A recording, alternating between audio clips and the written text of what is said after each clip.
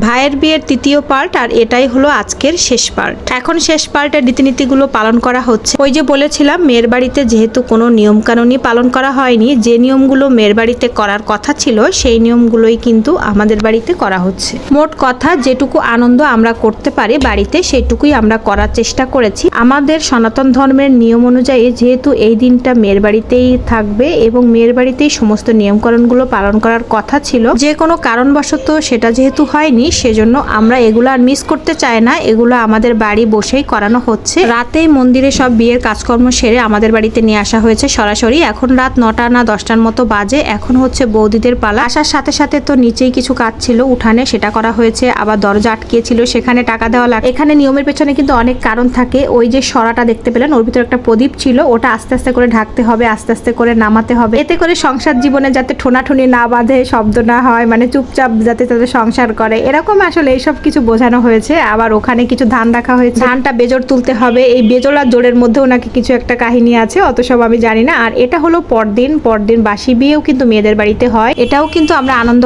করে নিলাম। এটা হচ্ছে দুজনে মিলেই গায়ে হলুদের পর্ব আর কি। আর এর ভিতর আরো কিছু খেলাধুলা আছে। দুজনকে গায়ে হলুদ মাখিয়ে দিতে হবে। নর্মালি এখানে হচ্ছে জামাইকে বৌদিরা, মানে শ্বশুর বাড়িতে বৌদিরা মিলেই করে দেয়, এটাই ছিল নিয়ম। কিন্তু আমাদের বাড়িতে যেহেতু করা হয়েছে, এই জন্য আমার বৌদি হচ্ছে ভাইয়ের বউকে গায়ে হলুদ সহ সাবান মাখিয়ে দিচ্ছিল। আর আমার ভাইকে বৌদির যে বৌদি আসছিল, তার মানে বৌদির সাথেও কিন্তু বৌদির দাদার বউ আসছিল, উনিই হচ্ছে আমার ভাইকে মাখিয়ে দিচ্ছিল। মানে পুরো উল্টা করেই করা হয়েছে, কিছু করার নেই। যেহেতু আমাদের ভাগ্যে আসলে ওই রকম ছিল না, তার জন্য আমাদের বাড়িতেই যেহেতু সব নিয়ম কানুন পালা হচ্ছে একটু আনন্দ পাওয়ার জন্য। এখন ফাইনালি সবার শাওয়ার টাওয়ার শেষ। আর এরপরে হচ্ছে এই যে আমরা বউকে যে বাসি বিয়ের শাড়িটা দিয়েছি এটা পরে আসছে।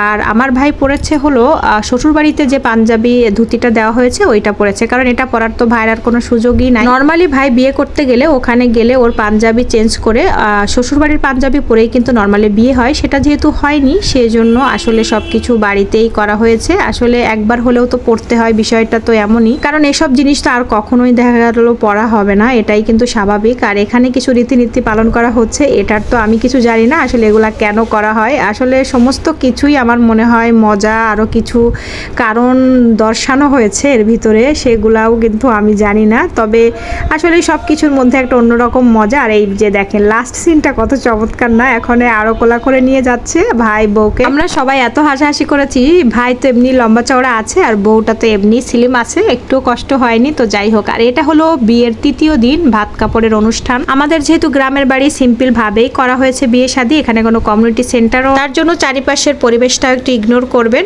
আর এটাতে আমার কিছু এসে যায় না, এটা স্বাভাবিক একটা চিত্র আর এবং ন্যাচারাল, এটাই আমার কাছে মনে হয়। তো ওখানে ছিল ভাত সহ আরো অনেক কিছু রান্না বান্না, পাশাপাশি শাড়িও ছিল। ওকে বলতে হবে বউকে দিয়ে যে আজ থেকে তোমার ভাত কাপড়ের দায়িত্বটা আমি নিলাম, আর ও সযত্নে গ্রহণ করবে। এটা কিন্তু আসলে অনেক গুরুত্বপূর্ণ একটা পার্ট। সিম্পল হলেও এটার মানে হলো ভাই এখন থেকে তার বউর সমস্ত দায়িত্ব নিবে। আর এটা কলসিতে ভরে জল নিচ্ছি, মনে হয় দীর্ঘ প্রায় 10-15 বছর পর, তো নিতে পারছিলাম, আবার সরেও যাচ্ছিল। এটা ছিল নতুন বউয়ের কলসি। আর এটা হলো বউ ভাতের আগের দিন বিকালে আমরা সবাই মিলেই জল আনা নেওয়া করছিলাম। মোটর সেট করে আসলে বাবুচিদের ওখানে ড্রামে ভরতে হবে। আর এই যে এই পাশে আমাদের ডেকোরেশন ফুল কমপ্লিট, কিছুটা কমপ্লিট হয়েছে আর বাদ বাকিটাও কমপ্লিট হবে। এখানে রান্না বান্নার আয়োজন চলছে। এসব ভিডিও কিন্তু আমার বরমশাই করেছে, কিছুটা আমার মেয়ে করেছে, কিছুটা আমি করেছি। আসলে সব মিলে মিশেই করেছি। আমি তো একদমই সময় পাচ্ছিলাম না, খুবই ব্যস্ত ছিলাম। রান্না কোথায় হয়েছে শুধু এটুকুই জানি, কিন্তু কখন কি সবকিছু রান্না হয়েছে সেটা কিন্তু আমি কিছুই জানি না। এটা কিন্তু শনিবার, তার মানে বুধবার বিয়ে হয়েছে। নর্মালি শুক্রবারে বউ ভাত হওয়ার কথা, কিছু অসুবিধার কারণে হয়নি, এই জন্য শনিবার করা হচ্ছে।